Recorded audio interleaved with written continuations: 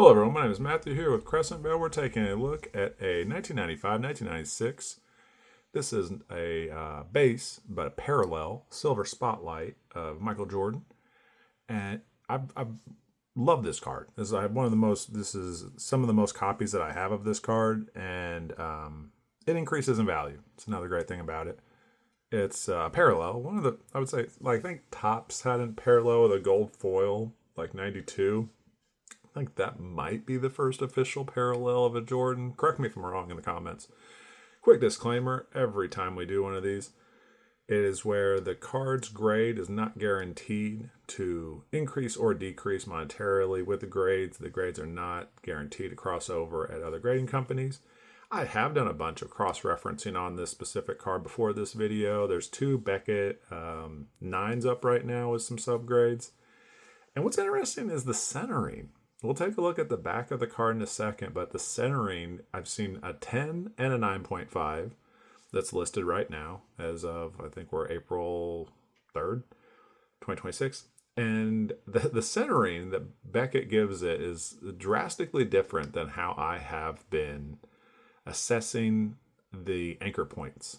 And that makes me now almost question who's the most accurate at measuring the anchor points, and is the anchor points even the source of truth? Is the graders at the grading companies the source of truth, or are the anchor points? We'll take a look at the back in a second. But yeah, we have a lot of cards that I grade a couple different times. This I think will be the second time that we've done this grading. The first one time we did, the card sold, and it started off, I think, at like a $200 price point. I moved it to $140, and then somebody bought it for $110. And to be honest, I think it's like the monetary value is definitely a debatable value. So Beckett, there's people right now heavily consider buying the Beckett version of this 9 at $300. And I think it goes into what do you intend to do with the card. Now, it's hard for me to say that when I grade something, the card's value will, and I'm just saying, the disclaimer is I can't say that my value, like you buy the card raw, you can probably get in between $50 and $100. So my card is sold raw. It's not a professional grade. This is my 67th, 68th card that I'm grading. I can't put it out as a professional graded card. It's raw. That being said, if your intention is to keep it in the slab, the custom Zion slab, custom label that we do, and you like the look of it, then that's great, and you just want to collect the card, that's awesome. Now, if your intention is to resell the card, I do have a bit of a internal debate on how I price things, because if you put a Beckett 9 up against my 9 and you had 100 people walk by and they're all really interested in the card to purchase, would all 100 people look at the value of a Beckett grade and my grade, which I've only been around a short amount of time, and it's really considered raw, not even professional grade? Can I even really market at the same price, even though when I cross-reference other cards, the quality looks almost identical to a Beckett 9 right now? The last card I graded out, there was four subgrades. 3 of them were 9. I think I did the surface of 9.5. The centering on this one, I'm going to give a 9.5 to a 10 based on the other cross references that I've seen recently. But I question, because like even if I market at 300 and somebody comes in and says I'll buy it for 150, well, that's great, and yes, I did make a little bit of money, but is the card actually worth 300 because the quality of the card, not the grade? So I think that is, and somebody might say, I'm just want to crack a Beckett to go to a PSA to get even like $500 to $1,000. I don't know what the PSA going rate for the 9 is on this, but let's just say it's more than 300. Beckett's 300. Maybe it's not. Maybe it's the same. But maybe if someone's intention is to crack the card, then I'm putting it in a magnetic case, and the magnetic case is easily to open. And you could technically put another card in there. You could take my dog, Lady the Chihuahua's here looking for pets. You could technically take the custom label out and just keep it the container, the Zion slab, or something else. But the question here is the value of the card and how does the grade and the person grading it impact the monetary value, where I'm putting my disclaimer, I can't guarantee it's going to increase. Beckett's putting their price, or not Beckett, but a eBay buyer, eBay seller, is putting their resales up with a Beckett at a 300 and holding it there. Should I just do the same because the quality of the card is very similar?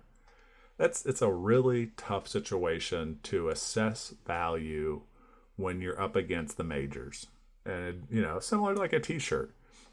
There are t-shirts out there made by big name fashion designers. And they can sell for more. Ralph Lauren t-shirt can sell for more than a Adidas t-shirt. It could almost be twice as much. Same cotton, same quality of card. The logo is different. The buyer might have a different, viewpoint of how they feel when they go to wear that shirt or try to resell it. So I think what I will do is price it at 300. I may mark it down 10, 20%. And then that's where I'll keep it at. Because that's really what I usually do for my cards anyways. And these cards keep going up in value. So I think this card really to me is a 9. I've looked it over. I've cross-referenced it. We'll do a little bit of cross-referencing. The centering is in between a 10 and a 9.5. And I rarely give out 10s for centering, but the centering, when I look and cross-reference, it's in between a 10 and a 9.5. So I'm going to give the centering a 10. And please go and cross-reference. Please, if you ever go to buy one of my graded cards, please cross-reference it with other graded cards and just see for yourself. Like, what's weird about the centering on this are these kind of nuts, screws. And where I find it slightly difficult is there's more room at the bottom than there is at the top. But this is almost an identical spacing that Beckett gives in between 9.5 and 10, where traditionally I say that's a discrepancy between the amount of space on the bottom and the amount of space at the top. Maybe it's not a lot. Really, my card doesn't have a lot. The space that's on the right side to the left side, there's a little bit more on this left side, but so I'll move my centering to a 9.5. I can do that. I can feel good and confident doing that, and that's my centering score. And that's what maybe I should do, is the source of truth is what I think the centering score should be. But that's tough because really I want people to know that I'm cross-referencing. We'll see what Grok says too. I think that'll be really interesting. We use Grok AI. It's a Twitter kind of thing, that AI agent that we cross-reference our grades into that too. So there's an article that's going to be up on crescentvale.com. Just search sports cards in the search bar. All of the sports cards come up that way. But yeah, it's really interesting. We moved our centering to a 9.5. So the next kind of difficult thing is for this card. And we just did a Stadium Club, this kind of edge wear. And Beckett was, I'll just go ahead and say it. Beckett was more strict on the top Stadium Club edge compared to this kind of Fleer metal edge. So there is some wear there, and there's some wear here, but that's mainly my edge wear, a little bit up top. But whenever I've seen Beckett cross-reference Beckett's edge wear, it's in between an 8.5 and a 9. So I guess I'll go with an 8.5 because, again, like, even though there is some imperfections, I need to not always go with what other people have done, but what my standards are and follow my standards. So 8.5 on the edges is what I can feel good about. So far we have a 9.5, 8.5, so we are at a 9. And I was saying, the card is a 9 to me. The previous one that I put out was a 9. You could say that this corner is a little light. So this corner is a little light. So you have two corners that are on the lighter side. I think this corner has a bit of wear there. So like 8.5 for the corners on this one, I think is a fair grade. So corners 8.5. So right now we have an 8.5 and an average out as a 9. So in between 8.5 and 9. And the surface does kind of, I think, I don't see too many errors on this surface, so I'm leaning towards a 9.5. And that Top Stadium Club, there was some kind of like minor, I call them indentations. Sometimes you call them scratches, whatever term you want to use. But when I find something that's an imperfection on a surface, I don't want to say happy to report it, but I feel more confident to my buyers that they see the surface wear and they don't buy something and end up getting it later. Like right here, there's a bit of a either dimple or imperfection. So a 9.5 on my